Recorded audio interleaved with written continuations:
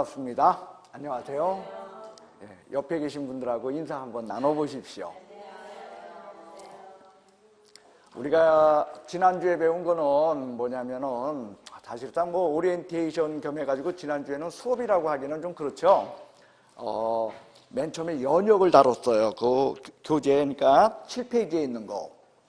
그 다음으로 본 게 뭐냐면 재정 목적에 관한 거 보고, 그리고 지난주 우리 수업의 메인이라고 할 수 있는 게 바로 뭐냐면 용어정의였습니다. 그래서 용어정의 6개가 있었는데 그 6개 중에서 제일 먼저 다룬 게 뭐냐면 공인중개사와 개업공인중개사. 그래서 공인중개사, 개업공인중개사는 뭐 붙이면 안 된다 그랬어요. 공인중개사 이 법에 의해 자격을 취득한 자, 이걸로 끝나야 돼. 개업공인중개사 이 법에 의해 사무소 개설 등록한 자, 여기 쓸데없는 거 붙이면 틀립니다 그랬어요. 그 다음에 두 번째로 본 게 뭐냐면은 소속공인중개사와 중개보조원으로, 소속공인중개사와 중개보조원은 빠뜨리면 안 된다 그랬어요. 빼지 맙시다 그랬어요. 소속공인중개사, 중개보조원 둘 다 개업공인중개사에게 속한, 바로 그 얘기는 뭐냐면은 이들은 고용된 자입니다 라는 걸 보여주고 있다는 거죠. 그 다음에 둘의 구별은 공인중개사 인자 그리고 공인중개사 아닌자, 이렇게 구별이 돼. 인자 아닌자에 의해서 구별되고, 그래 놓다 보니까 업무 범위가 달라요.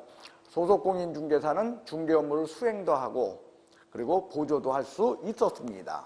그러나 중개보조원은 단순 업무 보조에 그쳤습니다. 그래서 용어정의가 어떻게 됐냐면 소속공인중개사라 함은 개업공인중개사에게 속한 공인중개사인 자로서 중개 업무를 수행하거나 개업공인중개사의 중개 업무를 보조하는 자를 말한다, 이렇게 했어요. 여기에 대해서 중개보조원은 개업공인중개사에게 속한 공인중개사 아닌 자로서 개업공인중개사의 중개 업무를 단순 보조하는 자를 말한다, 이렇게 용어정의가 됐었죠. 그 다음으로 본 게 뭐냐면 진짜 그게 이제 힘들고 여러분들 끝까지 괴롭힐 수 있는 문제입니다.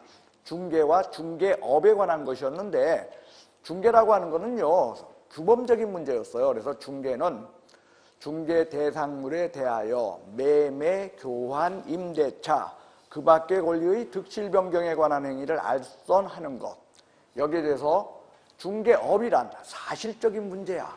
그래서 다른 사람의 의뢰에 의하여 보수를 받고 중개를 업으로 하는 것을 말한다, 이렇게 용어정의하고, 그 다음으로 다룬 게 뭐냐면은 중개 대상물이었습니다. 그건 뭐냐면 중개를 용어정의할 때 보면 중개라 하면 중개 대상물에 대하여 이렇게 출발을 하거든요. 그래 놓다 보니까 중개 대상물이 무엇인지를 우리는 분명히 알아야 돼. 그래서 중개 대상물에 대한 것이 용어정의 될 때 보면 용어정의가 아니라 법에 어떻게 써 있냐. 첫째로 토지, 두 번째로 건축물 그 밖의 토지 정착물, 그리고 임목, 공장재단, 광업재단, 이렇게 적혀 있었는데 여러분과 제가 한 거는 토지와 토지 정착물 그리고 건축물, 여기까지가 지난주에 했고, 실제로 이제 안 한 것이 임목, 공장재단, 광업재단인데 이거 이번 주에 하겠습니다 했습니다. 그래서 임목과 공장재단, 광업재단에 대한 내용을 우선 정리하고, 그 다음에 우리가 수업을 공인중개사 정책심의위원회라고 해가지고 9페이지에 있어요. 그리고 몇 페이지에 있냐면은 14페이지에 공인중개사 제도에 관한 것, 그리고 그 뒤에 보면요 18페이지입니다. 거기에 보면 중개업의 등록 그리고 결격사유 이렇게 있는데 아마 결격사유에 대한 이야기는 오늘 못할 거예요.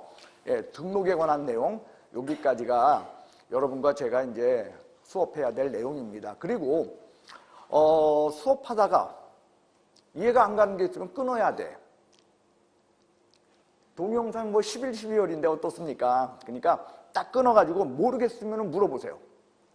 그래가지고 기왕 11, 12월의 거는 뭐냐면 여러분들이 개념 잡기예요. 그런데 거기에서 흔들리다 보면은 뭐가 뭔지 모를 수 있으니까 무조건 끊어주시기 바랍니다. 자, 임목부터 볼게요. 교재로 치면은요, 여러분들 인목이 몇 페이지에 있냐면, 그 중개 대상물 속에 토지하고 건축물 그 밖에 토지 정착물 해가지고 12페이지에 있어요. 12페이지에 보면 인목, 공장재단, 광업재단 이렇게 들어있죠. 그래서 인목에 대한 걸 하는데, 자, 인목이라고 하는 것은 뭐냐면, 토지 일부분에 불과했던 것이 등기를 함으로써, 뭐 해서? 예, 등기를 함으로써 토지 정착물로 바뀌는 거예요. 그게 인목의 특징입니다. 그래가지고 등기를 했기 때문에 인목의 특징은 뭐냐면 이 저당권 설정이 가능하다는 거예요.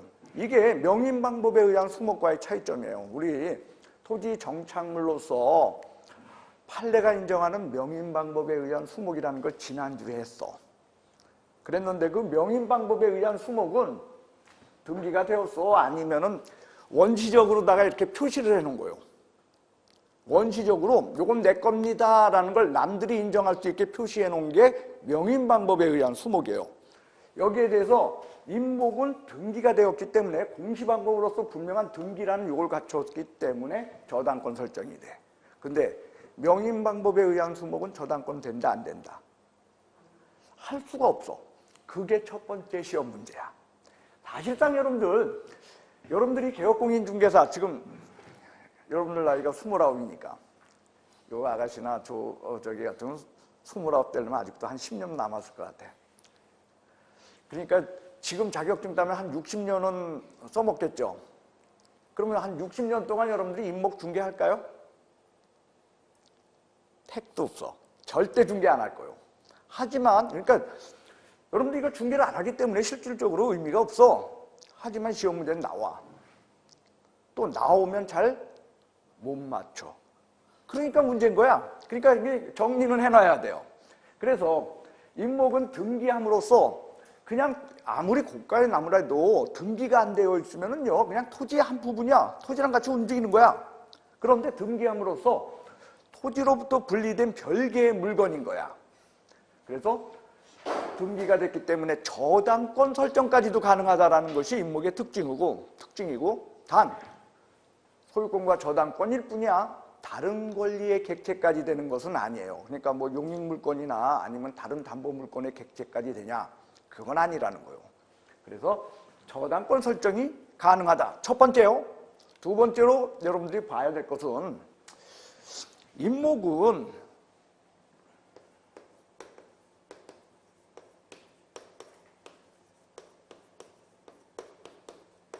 인목 등록 원부라는 게 있어가지고 여기에 기재되어야만 두 번째로 인목 등기가 가능해. 그러면 이 인목 등록 원부라는 건 뭐냐? 이게 건축물이나 토지로 치면은 이게 대장에 해당하는 거야. 뭐에 해당해요? 여러분들 토지 대장하고 토지 등기부가 다르다는 거 알죠? 토지 대장은 어디에 있어? 시청. 반면에 등기부는 어디에 있어? 이건 등기소. 다른 말로 하면 법원. 그러니까 등기는요, 권리관계를 보여주고 있고요. 대장은 사실관계를 보여줘. 그러니까 예를 들어서 면적이라든지 아니면 용도라든지 뭐 이런 것들에 대한 것은 대장을 원칙으로 보는 거요, 아니면 등기를 원칙으로 보는 거요. 대장 보는 거야. 사실관계니까. 반면에 소유자가 누구고 저당권 얼마 설정했고 그리고 누가 여기 가압류 걸었고 이런 거는 뭘 보는 거예요? 그건 권리 문제이기 때문에 등기를 보는 거예요. 그래서 여기는 사실관계, 여기는 권리 문제야. 그래서 인목등록 원부를 기재하는 것을 전제로 해서 그렇게 돼야 비로소 인목 등기를 할 수 있다는 게 두 번째 시험 문제야. 그래서 인목 대장에 해당하는 개념이 뭐예요? 인목등록 원부로 이걸 통해서 사실관계를 확인해요. 그리고 인목등기를 통해서 권리 문제를 확인한다라는 거예요. 그러니까 이렇게 되는 거예요.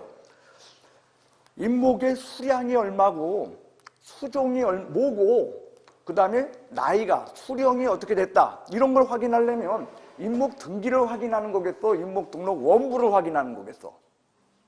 원부를 확인하는 거라는 거지. 그래서 임목 등록 원부를 기재하고 그 다음에 임목 등기가 됩니다 라는 게 이야기입니다. 자, 그 다음에요. 임목 등기에 관한 임목의 경우는 이렇게 돼 있어요. 한 필지 또는 한 필지 일부에 식재되어 있는 수목의 집단이다. 이렇게 되어 있어요. 그 얘기는 여러 필지에 걸쳐 있는 거. 예를 들면 이렇게 돼요. 여기가 27번지, 여기가 28번지야. 나무가 이렇게 심겨져 있어. 이거 하나의 임목으로 등기할 수 있다. OX. X. 아, 뭐라고 돼 있어? 한 필지 또는 한 필지 일부에 식재되어 있는 수목의 집단이야. 무조건 어떻게? 토지 필지 단위로야. 그러니까 이걸 등기하려면 어떻게 하냐면 얘는 얘대로 어떻게 등기를 따로 하고 얘는 얘대로 등기를 따로 해야 돼. 그게 그 다음 시험 문제야. 다시요. 여러 필지에 걸쳐 있는 나무 한 개 임목으로 등기할 수 있다. OX. 그렇지. 한 필지 일부에 식재되어 있는 수목의 집단입니다. 그 다음으로 봐야 될 게 있어요. 자, 그건요, 여러분들 이런 문제입니다. 여기가 27번지에 이제 임목 등기가 되어 있어. 임목은 등기돼야 임목인 거요. 그러니까 여러분들 우선 고정 개념을 이걸 이제 깨야 되는 게 뭐냐면 임목하면 서 있는 나무 그게 임목으로 생각해? 아니야. 그건 나무일 뿐이야. 임목을 뭐에 써야지? 등기를 해야 임목인 거야. 그러니까 임목은 고유 용어요. 임목이라는 용어 속에는 이미 등기가 되어 있다는 거요. 자, 이게 임목이야. 그러니까 임목 등기가 되었죠. 그 다음에 여러분들 27번지 이 소유자가 A인데 A가 이 땅을 B에게 팔아. 누구에게? 그럼 B는 어떤 생각을 하냐? 임목 등기 들여다봐 안 들여다봐 우리?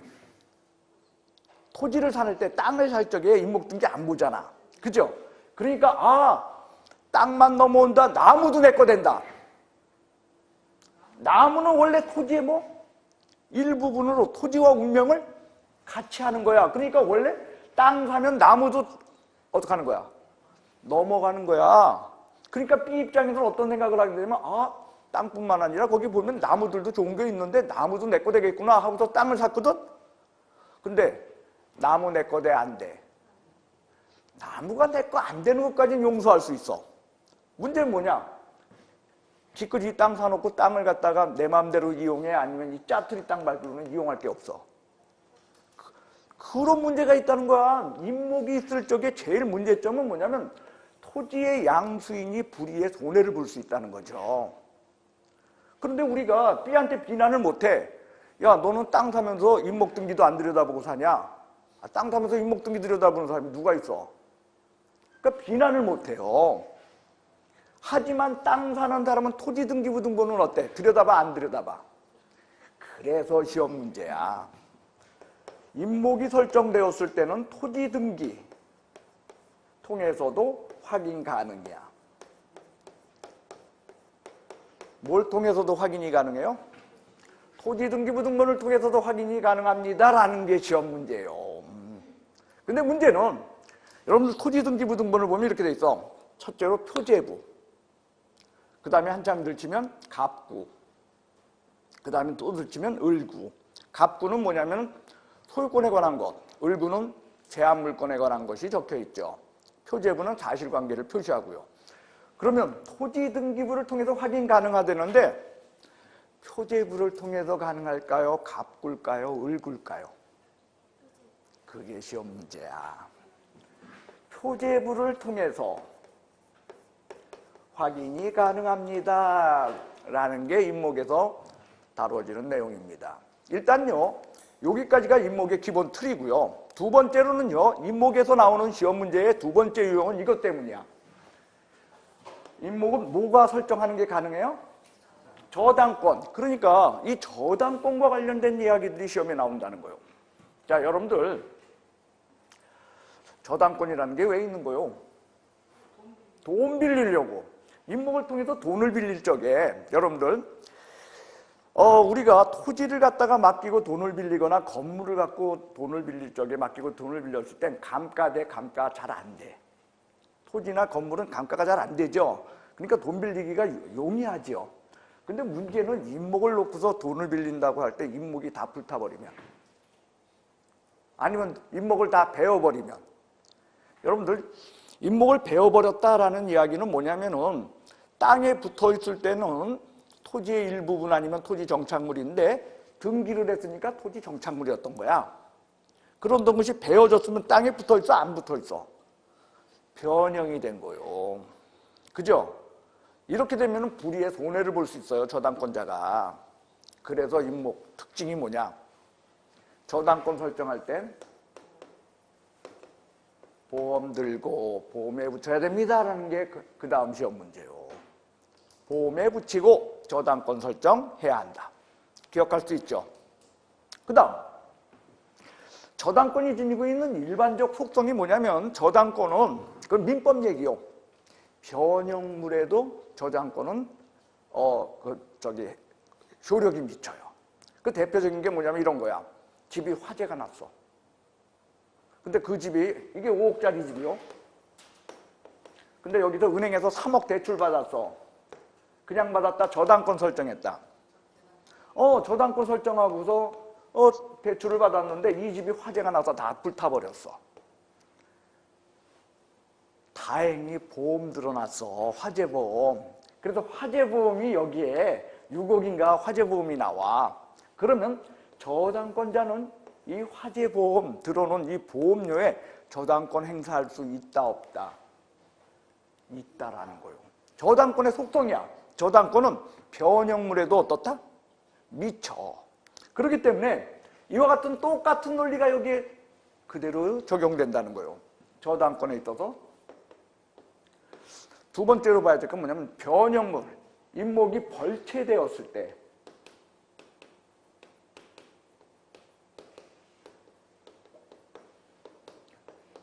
벌목에 대해서 저당권 행사할 수 있다 없다? 네. 벌목된 나무에 대해서도 저당권을 행사할 수 있습니다. 문제는 뭐냐? 여러분들 저당권 행사가 뭐야? 저당권은요, 여러분들 자력구제를 인정 못해요. 예전에 여러분들 저당권이라는 게 왜 있는 제도냐면 이런 거야. 옛날에 그 지주하고 전호가 있죠. 그 지주 전호 제도가 있었던 이유는 뭐냐면 춘공기 때 쌀 빌려주고 쌀 못 갚으면 뭐로 받아? 땅으로 대신 받는 거야. 그러니까 자기 땅에서 경작하던 사람이 땅 뺏기고 결국은 뭐냐면 그 땅에서 소장농으로 전락을 해요. 우리도 마찬가지라는 거요. 저 은행에다가 돈 하고서 땅 맡기고서 돈 빌렸다가 못 갚으면은 은행이 그 땅을 뺏어간다면 결국 은행은 어떻게 되겠어요? 엄청난 지주가 되고 나머지 사람들은 못 살아. 그래서 저당권이라는 제도는 뭐냐면 무조건 경매하도록 돼 있어. 땅을 빼앗아 간다 아니면은 경매를 한다. 그러니까 저당권의 행사라는 게 다른 말로 하면 뭐요? 경매하는 거야, 경매. 그래요. 그러니까 벌목된 나무에 대해서 저당권을 행사할 수 있다는 건 다른 말로 하면 뭐 할 수 있다? 경매할 수 있다, 그 뜻인데 변제기가 도래하기 전이야. 그 얘기는 지금 그 기간이 끝난 거야? 아직 기간 남았어. 그러면 경매할 수 있을까요? 없을까요? 라는 게 시험 문제야. 할 수 있다 없다? 변제기 도래 전.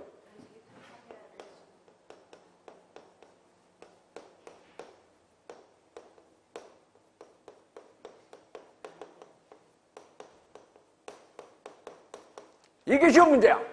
가능이야. 예, 경매할 수 있어요. 변제기가 도래하기 전이라 할지라도 경매할 수 있다. 됐죠? 단 경락대금을 공탁해야 돼. 왜? 기간 됐어? 아직 안 됐어? 안 됐으니까 찾아가지는 못해요. 그래서 뭐 해놔야 된다? 공탁해야 합니다라는 게 시험 문제고, 그 다음에 세 번째로는요, 여러분들 이제 아직 민법이 안 돼가지고 수업하긴 그렇지만 이제 법정지상권 문제가 여기서도 그대로 동용됩니다. 그러니까 이런 거 있잖아요. 토지 소유자와 토지 정착물 소유자가 여차여차해서 서로 달라지게 됐을 때 토지 정착물의 소유자가 토지 소유자에 대해서 갖는 권리, 그게 뭐죠? 그게 법정지상권이에요. 그래가지고 임목에 대해서도 역시 임목의 소유자와 토지 소유자가 동일인이었다가 저당권의 행사나 아니면 다른 문제로 말미암아 토지 소유자와 정착물 그러니까 임목 소유자가 달라지게 되었을 땐 임목 소유자는 토지 소유자에 대해서 무엇을 갖는다? 법정지상권을 갖습니다라는 게 민법에 나오는 얘기 그대로야. 다만 관수법상의 법정지상권이냐 아니야 그냥 법정지상권이냐는 얘기는 민법 얘기가 그대로 통용되는 겁니다. 여기까지가 임목 이야기로 할 것도 없어. 근데 시험에서는 이렇게 많은 내용들을 다뤄. 아마 여러분들이 모의고사를 갖다가 이제 7번에서 8번 모의고사를 보는 동안에는 이런 지금 이야기했던 것들이 2개, 3개, 때로는 1개 문제로 이게 계속 나올 거예요. 그래서 할 수 없이 정리 한번 해봤습니다. 자, 정리해 봅시다. 자, 임목은 임목 등기함으로써 임목이 되는 거다. 그렇지 않으면 아무리 고가의 나무라 할지라도 임목이라 말할 수 없다. 그 다음 임목 등기를 하기 전에 먼저 뭐에 기재되어야 된다? 임목 등록 원부. 자, 수량, 수령, 수종 이런 것들은 뭘 통해서 확인한다? 등기를 통해서 아니면 임목 등록 원부를 통해서. 원부. 기억합시다. 반면에 소유권이라든지 저당권과 같은 권리관계는 뭘 통해서 확인한다? 임목 등기를 통해서 확인합니다. 그 다음 여러 필지에 걸쳐 있는 나무들 한 개 임목으로 등기할 수 없다. 한 필지 또는 한 필지 일부에 식재되어 있는 수목의 집단입니다. 그 다음 토지의 양수인을 보호하기 위해서 토지등기부 등본을 통해서도 임목 설정 여부를 확인할 수 있는데 토지등기부 등본에 갑구, 을구, 표제부 어디? 표제부를 통해서 확인할 수 있습니다. 그 다음 임목의 저당권을 설정할 땐 살아있는 나무 가꾸지 않으면 가치가 없어지고 베어버리면 또 가격이 떨어져. 그래서 먼저 뭐부터 붙여라? 보험 들고 저당권 설정해야 합니다라는 거예요. 돼서요? 그 다음 임목이 벌채되었을 때 저당권자는 벌채된 나무에 대해서 저당권 행사할 수 있다. 단 기간이 도래하기 전이야. 한다 못한다? 그래도 한다. 단 찾아간다 찾아가지 못하고 공탁해야 된다. 공탁해야 합니다. 그래요. 그 다음 민법의 법정지상권 문제 그대로 적용됩니다. 라는 게 여러분들 임목에서 시험에 나오는 이야기들이야. 적어도 오늘은 기억하죠. 단 돌아서면 잊어버리는 거예요. 이게 다. 근데 그런 건 두려워하지 마. 왜? 아 시험 내일 봐? 언제 보여? 1년 뒤에 봐. 1년 뒤에. 그때까지 여러분들은 이걸 되풀이하는 거예요. 기억했다 잊어버렸다 기억했다 잊어버렸다. 그리고 언제 기억하면 돼? 시험 보는 그날 기억하면 돼. 그리고 또 잊어버리는 거야. 이제 확실하게 잊어버리는 게 좋아요. 사실은. 자, 그 다음으로 봐야 될 게 뭐냐면 공장재단, 광업재단에 대한 이야기입니다. 자, 이거 이야기는요, 여러분들 우리가 그냥 공장재단 이걸 통해서 광업재단까지 한번 같이 다뤄보도록 할게요. 일단 재단자가 들어가면 우리가 머릿속에 제일 먼저 떠오르는 건 법인 떠올라. 그죠? 이게 그러니까 재단법인, 사단법인에서 그렇게 이게 법인으로 생각하는데 절대 아니야. 공장재단, 광업재단 할 때 이 공장재단, 광업재단의 재단은 뭐냐면 재산의 덩어리라는 거예요. 그러면 이 공장재단, 광업재단 저게 도대체 왜 필요하냐? 얘의 진정한 목적.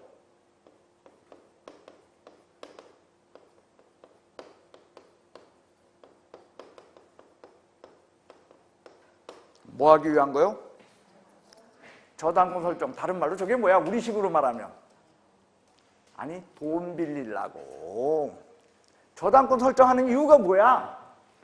돈 빌리기 위해서 공장재단, 광업재단이 필요한 거예요. 자, 예를 들어 볼게요. 자, A라는 사람이 사업을 하는데 이게 A가 갖고 있는 공장이야. 근데 이 A의 이 공장 부지 가격은 여기가 한 10억대요. 그리고 여기 이제 공장 건물이 있는데 그 건축물의 가격은 한 3억대. 근데 이 친구가 지금 당장 필요한 게 뭐냐면 한 20억 정도는 필요해. 얼마 필요해요? 20억이 필요해. 그러면 여러분들 토지와 건물을 공동저당으로 잡았을 때 금액이 얼마요? 13억. 13억 공동으로 들어가게 되면 20억 빌려줄 거야? 안 빌려줄까? 한 얼마쯤 빌려주겠어? 예? 아파트면 그게 돼, 10억. 이건 기껏해야 저긴데 절대로 그렇게 안 해줘. 기껏 해줘야 한 6억 빌려주면 많이 빌려줘. 근데 필요한 돈 얼마야? 6억 택도 없어. 이래서 필요한 게 공장재단인 거야. 그래서 이 재단 목록을 작성해요. 자, 예를 들면 토지, 이게 10억이야. 두 번째로 이 친구가 뭐냐면 운송장비가 있어. 이게 한 10억대. 기계류가 있어. 이게 한 20억대. 그 다음에 전기설비. 이게 한 10억대. 그 다음에 특허권이 있어, 특허. 이게 재산적 가치가 한 10억대. 이거 다 합치면 얼마요?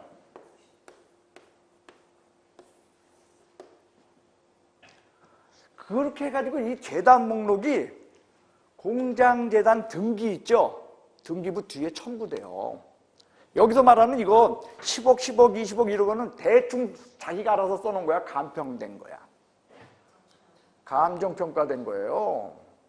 여러분들 학개론 시간에 감평에서 이거 나오잖아. 광업재단은 감정평가하는 방법이 뭐요? 원가법? 가면 큰일 나지. 여러분들 광업재단 이거 봐봐. 원가법이라면 자, 이 광산 설비 이거 작용하고 뭐 만드는데 한 20억 들었어. 이걸 외우니까 그렇지. 여러분들은 광산 이거 만드는데 얼마 들었어?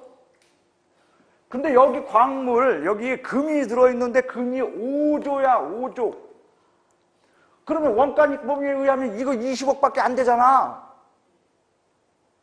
그럼 이거 광산 얼마짜리야? 5조 아니야. 왜? 5조 캐는데 100년 걸려. 여러분 100년 걸리는 거 이걸 5조에 지금 현찰 주고 살래? 그러니까 매년 얼마씩 캘 수 있는가를 어떻게 해서 따져가지고 수익 환원법에 의할 수밖에 없는 거지. 그런 거야 이게. 그걸 외울 게 아니야. 반면에 이건 그러니까 광업재단은 그래서 무슨 법에 의해? 수익환원법에 의해서 따지는 거야. 반면에 공장재단의 경우는 이런 것들이잖아 지금. 그러면 어떡하냐? 공장재단을 구성하고 있는 품목별로 얘는 토지 같은 경우는 어느 법이 원칙이야? 거래사례비교법 중에서 공시지가 기준법. 그죠? 뭐 이거 운송장비 같은 경우는 아까 말한 원가법. 그죠? 뭐 이런 개별에 의해서 정리를 해가지고서 합치는 거야. 그게 원칙인 거야. 그게 학개론에서 나오잖아. 이게 그런 뜻인 겁니다. 어쨌든 공장재단 이렇게 해가지고서 60억. 그러니까 이제 은행에서 20억 빌려준다, 안 빌려준다? 빌려준다는 거예요, 이제. 됐어요? 그래서 공장재단이 필요한 거야. 여러분들 토지 누구 거야? 어차피 A 거야. 근데 토지 소유권 A 건데 뭐하러 공장재단을 이걸 갖다가 등기를 해? 소유권은 의미가 없어. 어차피 지 거니까. 뭐의 문제다? 저당권 설정이야. 그러니까 당연히 저당권 설정한다는 건 소유권이 전제가 되어 있겠죠? 그러나 소유권, 저당권 했을 때 어떤 게 더 큰 목적이 있었던 거야? 그렇습니다. 저당권 설정이 목적입니다. 그래서 이제부터 여러분들이 그 내용을 안다면은 여기서 이제 알 수 있는 거예요. 자, 공장재단에는, 광업재단에는 공장재단, 광업재단 구성 품목들이 모두 다 들어가야 된다? 아니면 돈 빌리기에 적절한 액수만 들어가면 된다? 예? 자, 예를 들면 건물 집어넣었어. 여기다 건물 안 집어넣었어. 3억 안 집어넣었잖아. 왜? 안 집어넣어도 이거면 60억이면 20억을 빌릴 수 있으니까.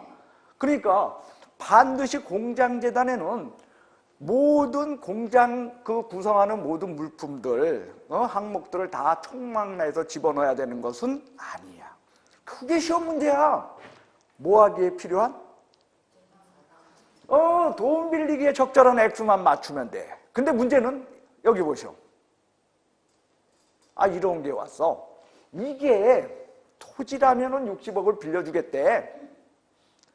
이게 토지가 아니고 이런 것들은 감가상각이 어때? 크죠? 그러니까 20억을 빌려주는데 더 쓰래. 60억 갖고는 안 되니까 한 80억 재산 목록을 만들어야만이 자기네는 20억을 빌려주겠대. 은행이 그렇게 얘기해요. 근데 문제가 이거 재산적 가치는 이거 3억 집어넣어봤자 뭐 더 늘어나는 것도 없지만 A가 이거 갖고는 이거 말고는 더 이상 안 나오는데 아, 옆에 공장이 하나 더 있어. A께. 그럼 이거하고 이 두 개의 공장을 합쳐서 여기에다가 집어넣어가지고 80억짜리 재단 목록을 만들 수 있을까요? 없을까요? 그게 시험 문제야.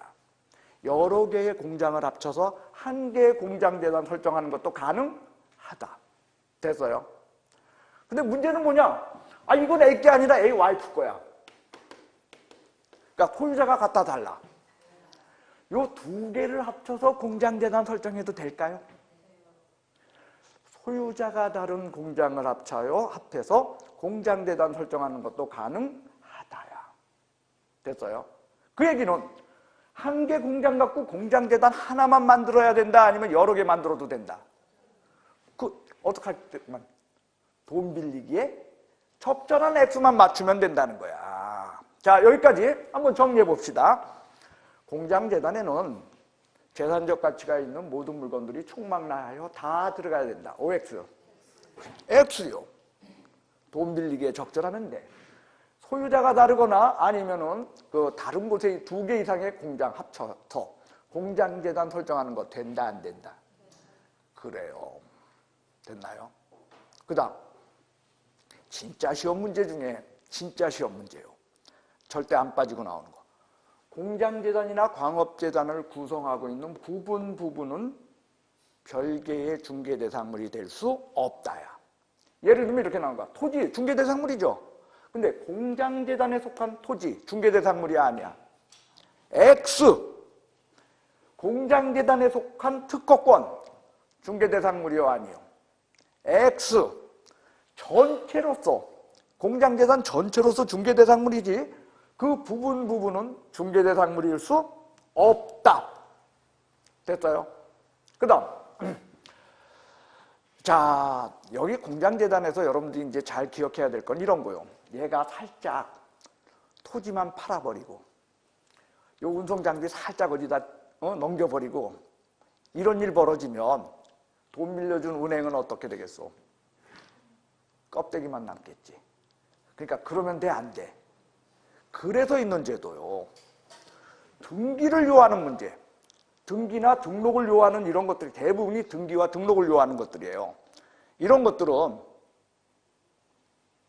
등기 안 된 채로, 등록이 안 된 채로 공장재단에 편입될 수 없어요. 예를 들면 토지가 미등기야. 미등기인 상태로 공장재단에 들어갈 수 있다, 없다? 없어요. 그러니까 공장재단에다 토지를 집어넣으려면 미등기라면 토지 뭐부터 해야 돼?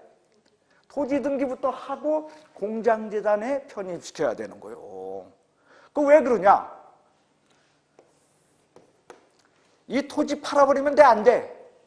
그래서 토지 등기부 등본을 통해서도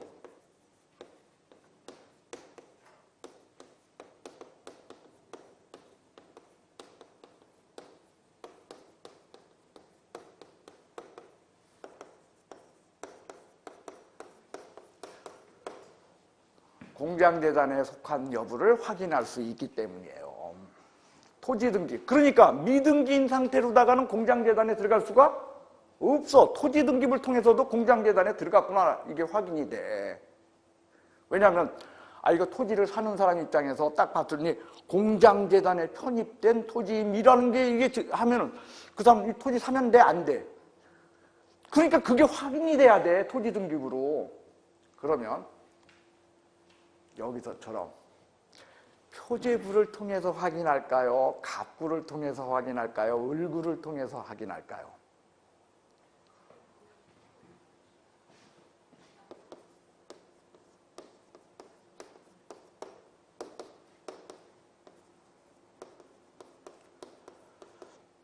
해당구라는 건 갑구 또는 을구예요. 그 얘기는 뭐냐면요, 여러분들 여기서 토지가 10억의 가치가 이게 소유권이었다면 갑구를 통해서 확인하는 거고, 이 10억의 가치가 뭐냐면 전세권이었어. 전세권은 어디에 있어? 을구를 통해서 확인하는 거야. 그러니까 갑구나 을구를 통해서. 그러니까 다른 말로 하면 뭐요? 해당구를 통해서도 확인할 수 있다예요. 자, 그러면요, 이렇게 생각합시다. 임목의 경우는 토지등기부 표제부로, 그리고 공장재단의 경우는 토지등기부 해당구로 확인한다는데 우리는 외우면 꼭 거꾸로 외우잖아. 그죠? 그러니까 이렇게 생각해요. 여러분들 저희 얘기 한번 들어보세요. 토지 속에 임목이 있는 겁니까? 임목 속에 토지가 있는 겁니까? 토지 속에 임목이 있죠. 토지는 겉이야 속이야? 토지 속에 임목이 있다니까? 토지가 차지하는 부분은 토지는 겉이야 속이야? 그것도 몰라?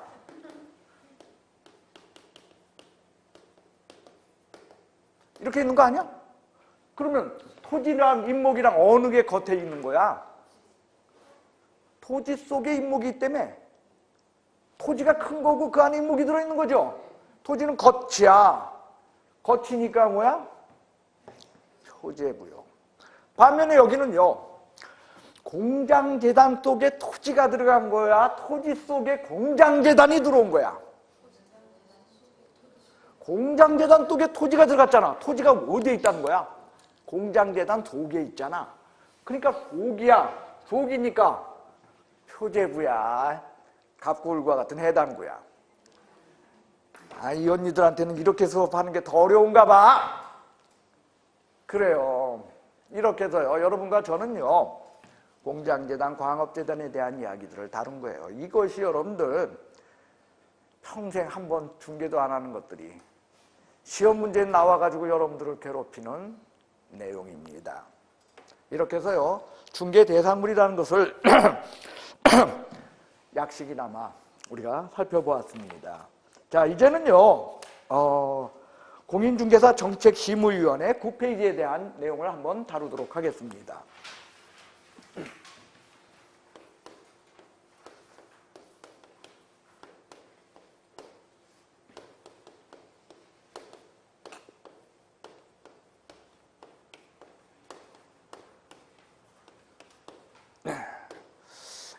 과거에는요, 공인중개사 정책심의위원회가 공인중개사 제도 속에 들어가 있댔어요. 그리고 명칭이 뭐였냐면 시험위원회였어. 명칭이 뭐라고요? 시험위원회. 그래서 공인중개사 시험위원회에서 하는 일은 시험에 관한 사항을 심의하기 위해서 했던 거야. 그러던 것이 이제는 정책심의위원회로 격상돼 가지고요. 저게 격상된 지가 한 3년 돼요. 예. 그래가지고 이제는 뭐냐, 시험 외에 다른 업무까지들도 얘가 다 다뤄요. 그래서 얘가 다루는 일은, 업무는 뭐냐면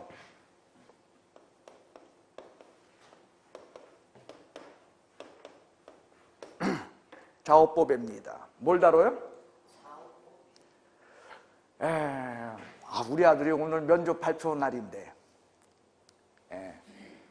뭐 어디 넣었는데 면접 배틀 면접을 했더라고요. 7명이 한꺼번에 들어가가지고 서로 막 질문하고 면접관들이 막 압박가하고 하는 그런 면접을 하고 와가지고 아주 애가 그냥 금요일 날 그렇게 와가지고 완전 스트레스 받더라고요. 너무 면접 심하게 하니까.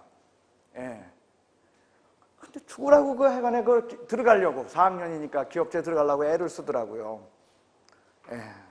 보니까 참 안쓰럽더라고요. 그 왜 그렇게 들어가려고 하냐? 직업 가지려고 하는 거 아니요? 그래요. 스스로 직업 갖고 있는 거, 보배 갖고 있는 거야. 자업보배. 이것이 공인중개사 정책심의위원회에서 하는 일이에요.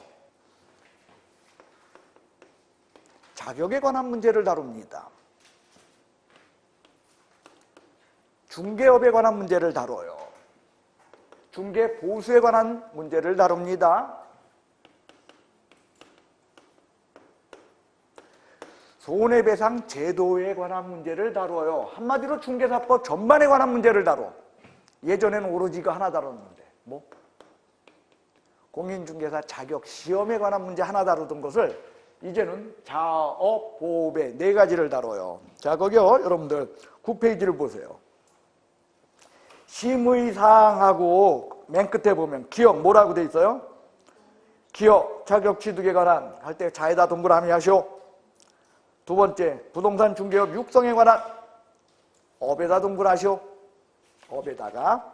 그 다음에 디귿 한 장 들쳐서 10페이지요. 중개 보수에 관한 사항 보호에다 동그라미 하시고요. 그 다음 리을 손해배상 책임에 관한 거 배에다 동그라미 하시오. 배상 문제. 그래서 이 모든 것을 어떻다? 예, 다루고 있습니다. 그게 공인중개사 정책심의위원회에 대한 기본 내용입니다. 못 찾았소? 예? 9페이지 다시 가세요.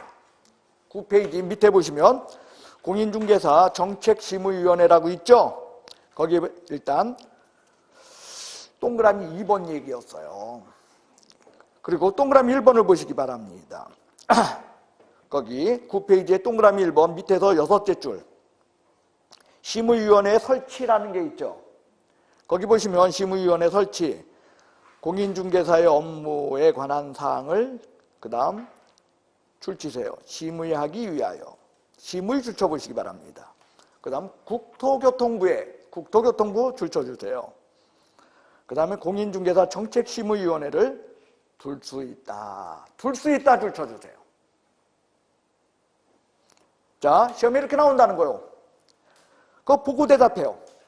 공인중개사 업무에 관한 사항을 심의, 의결하기 위하여 국토교통부에 공인중개사 정책심의위원회를 둘 수 있다. OX. 왜? 의결 아니에요. 심의하기 위하여. 또는 이렇게 나와요. 공인중개사 업무 등에 관한 사항을 심의 또는 감독하기 위하여. 심의 감독이요, 심의요. 여기 칠판을 보시기 바랍니다. 공인중개사 무슨 위원회? 심의야. 얘는 심의야. 심의할 뿐입니다. 예, 감독까지 하는 건 아니야. 근데요, 우리 협회 한번 볼까요? 공인중개사 협회를 찾아보시면은요, 55페이지를 한번 보시기 바랍니다. 55페이지. 55페이지를 보면 여러분들 거기 운영위원회라고 있죠. 운영위원회 기억 제가 읽어볼게요. 공제사업에 관한 사항을 심의하고 그 업무 집행을 감독하기 위하여 뭐라고 돼 있어? 심의하고 감독하기 위하여. 그 다음에 어디에? 협회에. 둘 수 있다, 둔다. 여긴 둔다야. 그리고 어디에? 협회에. 됐어요? 정책심의위원회와 그 다음 협회 공제사업 운영위원회에 그 두 마디가 왜 그렇게 헷갈려? 그런데 이걸 그렇게 사람들이 헷갈려요. 두 개를 구별합시다. 그래서 제일 먼저 구별해야 될 문제는 뭐다? 심의하기 위하여. 그 얘기요. 그 다음에 두 번째로 다시 9페이지 넘겨서요. 제가 다시 한번 읽을게요. 공인중개사의 업무 등에 관한 사항을 심의하기 위하여 시도에 공인중개사 정책심의위원회를 둘 수 있다. OX. 어디에도? 국토교통부. 국토부입니다. 그래서 국토부 놓치지 마시기 바랍니다. 그 다음 다시 한번 들어보세요. 공인중개사 업무 등에 관한 사항을 심의하기 위하여 국토교통부에 공인중개사 정책심의위원회를 둔다. 둔다 아니야. 뭐요?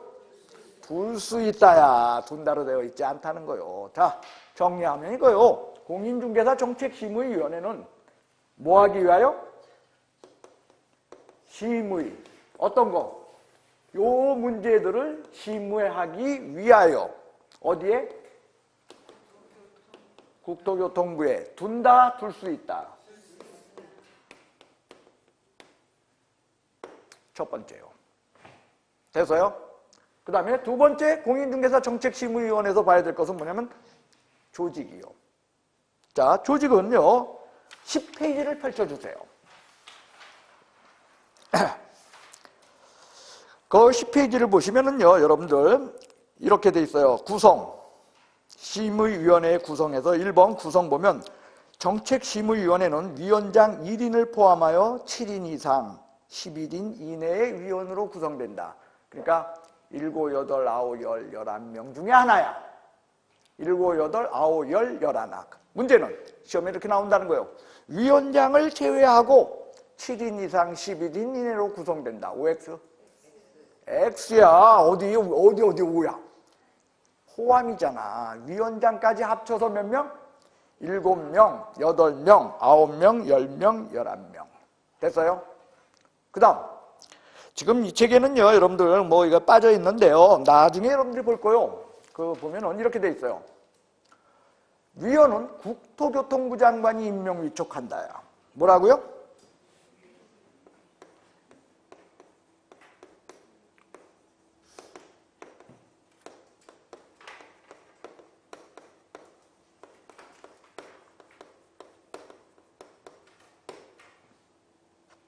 위원은 누가 임명 위촉한다?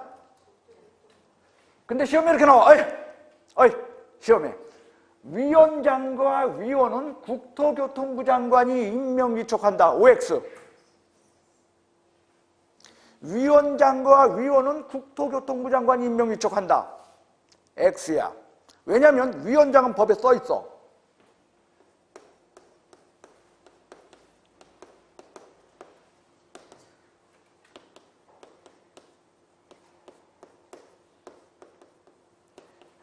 위원장은 국토부 제1차관이 되고라고 법에 못 받고 있어. 그러니까 국토교통부 장관이 위원장 임명하는 거야? 아니면 위원장은 저절로 되는 거야? 여러분들 대한민국은 위원회 공화국이야. 그렇게 위원회가 많아요. 뭔 일 났다 하면 뭐 만들어? 위원회 만들어. 아마 여러분들 이쪽 공법에는 위원회가 30개가 넘을걸? 중개사법에도 위원회가 2개나 있어요. 그런데 민법에는 없죠. 하지만 민사특별법에 보면 여러분들 주택임대차보호법, 상가건물임대차보호법에도 위원회가 3개나 나와. 여기만 나오고 여러분들 학개론에도 위원회 나오고, 학개론에도요 감정평가에 관한 법률에 보면 위원회 얘기 또 나와. 그 수없이 많은 위원회들의 특징은 뭐냐? 위원회가 세죠. 그 센 위원회는 장관이 임명해. 위원을. 위원회가 약하죠. 위원장이 임명해. 근데 여기는 위원장이 임명이야? 아니면 국토교통부 장관이 임명이야? 그러니까 센 거야? 약한 거야? 엄청 세요. 네, 법조문 하나를 완전 가지고 있습니다. 그래서 위원은 국토교통부 장관이 임명 위촉하는데 위원장도 임명해? 아니면 위원장은 아예 법에 써 있어. 뭐라고? 제1차관이 되고. 그래서 이렇게 나오면 틀려. 위원장과 위원은 국토교통부 장관이 임명 위촉한다. OX! X요. 됐습니까? 그 다음 거기 보면 3번 보면 위원회 임기 나오죠. 위원회 임기는 2년으로 하되 이렇게 돼 있죠. 위원회 임기는 몇 년? 자, 그러면은요 연임할 수 있나요? 없나요? 2년 하면 2년 땡 치면 끝나는 거야? 아니면 연임 가능할까요? 안 써있을 땐 가능한 거요. 아까 우리 그 50몇 페이지에서 본 협회의 공제위원회, 거기는요, 어떻게 되어 있을 것 같아요? 이거, 임기가. 거기도 2년 원칙이야. 근데 거기는 1회 하나여 연임할 수 있다라고 돼 있어. 한번 찾아볼까요? 이게 있을지 모르겠는데, 한번 찾아는 봅시다. 아까 몇 페이지에 있었어? 55페이지요? 예. 그 55페이지에 보시면은,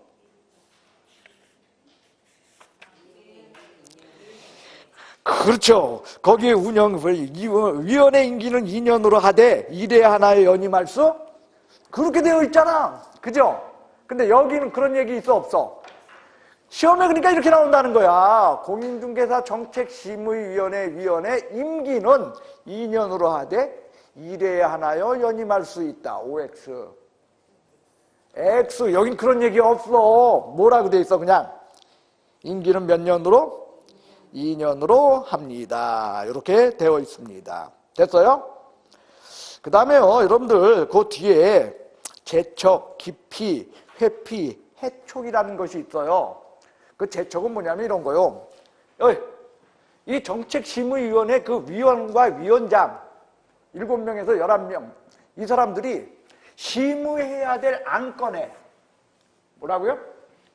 심의해야 될 안건에 자기 스스로가 거기에 인적으로 아니면은 거기에 업무적으로 연관이 되어 있을 때는 그건 거기서 말하는 제척사유예요. 자, 그래서 제척사유 보세요. 기업 같은 경우 보면은 뭐라고 돼 있어요? 위원 또는 배우자 뭐 하는 사람이 안건은 그죠? 그 당사자이거나 아니면은 공동 권리자 아니면 공동 의무자 뭐 이런 거 그러니까 인적으로 얽혀 있는 거야. 그 밑에 보면은 친족, 인적으로 얽혀 있는 거야. 그리고 디귿은 업무적으로 얽혀 있는 거야. 그 사안에 대해서 심의해야 될 안에 대해서 증언, 뭐 진술, 자문, 조사, 연구, 용역 업무적으로 얽혀 있었던 거야. 그죠? 이랬을 적에는 어떻다? 제척사유가 있어. 그래서 제척사유가 있게 되면 스스로 알아서 빠져야 돼. 그게 있죠? 스스로 알아서 빠진다가 3번에 있어요. 그게 회피야. 제척사유에 해당할 적엔 스스로 알아서 빠진다. 그게 뭐라고요? 회피. 그럼 기피는 뭐냐? 기피는 그 심의해야 될 안건에 위원이 얽혀 있는 게 아니라 요 심의 안건을 제출한 사람이 볼 적에 저 사람은 내 적이야. 내가 말하는 건 무조건 반대할 사람이야. 그러니까 쟤는 좀 빼주시오. 그건 회피, 기피. 그건 기피야. 그래서 여러분들 기피를 읽어볼 거예요. 해당 안건의 당사자는 위원에게 공정한 심의 의결을 기대하기 어려운 사정이 있을 때 그 심의위원회 기피 신청을 할 수 있어. 그렇게 되면 의결로 결정을 해. 그러니까 기피는 신청만 해. 그러면 자기들끼리 모여서 얘 뺄 건가 빼지 말 것인가를 결정하는데 뺄 건가 빼지 말 것인가를 결정할 적에 기피 대상 그 사람도 같이 손들어야 돼. 그 사람은 빠지고 해야 돼. 그래서 그 밑에 적혀 있어요. 그 의결에 참여하지 못한다. 자, 꾸겨 드시오. 심의해야 될 안건에 위원 또는 위원장이 인적 또는 사건으로다가 서로 얽혀 있을 적에 그때는 빠져야 될 사유. 그걸 우리는 무슨 사유? 제척사유.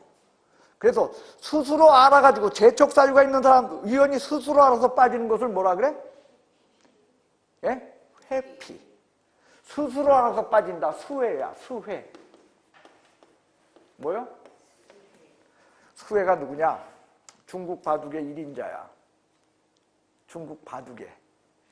스스로 알아서 빠진다. 뭐라고요? 예, 스스로 알아서 빠진다. 제가 수회 이렇게 썼는데 사실은 이거야 아니면 회야? 예, 요 회자죠. 그러니까 회지만 이렇게 여러분들 수회 이렇게 기억하세요. 스스로 알아서 빠져야 된다. 수회. 그리고 그 저기가 심의한 당사자가 쟤 빼주시오 하는 건 뭐야? 기피 신청. 그러면 위원들이 모여서 뺄 건가 말 건가 결정을 해. 할 적에, 그 결정할 적에 당사자도 포함해서 참여한다, 못한다. 그건 뭐다? 깊이의 문제다. 이겁니다. 그 다음에 해촉을 보세요. 해촉은요, 여러분들, 해임하는 거요? 아니면 그 직무에서만 떠나는 거요? 직무에서만 떠나는 거예요. 그건 뭐냐면요, 여러분들 거기 보면 재적 사유가 있음에도 불구하고 스스로 회피하지 않았을 시에는 국토교통부 장관이 해촉할 수 있다야. 자, 잠깐 고개 들어서요. 해촉의 문제는요, 요거야, 위촉한 것을 어떻게 하는 거야? 없애는 거죠. 근데 위촉 누가 했어? 국토교통부 장관이 위촉한 거야. 그러니까 해촉도 누가 해야 돼? 그렇죠. 위촉한 자가 해촉해. 그러니까 위원장이 해촉한다, 아니면 국토교통부 장관이 해촉한다. 국토교통부 장관이 해촉할 수 있다야. 자, 여러분들, 재척, 기피, 회피 알겠어, 모르겠어? 몰라도 돼. 시험에 가끔가다 한두 줄 나오는데 몰라도 되는데, 지금은 몰라도 되고 시험 볼 때는 아는 게 좋겠죠. 기왕이면. 여기까지가 공인중개사 정책심의위원회 이야기를 다룬 건데요. 실제로 이게 다 다룬 거냐? 아니야. 예, 극히 일부를 다뤘어요. 여러분들이 이걸 다루려면은 뒤에 있는 공제사업운영위원회하고요, 얘를 갖다 비교하면서 명확하게 다뤄야 돼요. 그런데도 불구하고 우리가 넘어갈 수 있었던 것은 앞으로 공제사업운영위원회 수업할까 안 할까? 그때 다시 한번 보면 되잖아. 여기하고. 고생하셨습니다. 10분 쉬겠어요.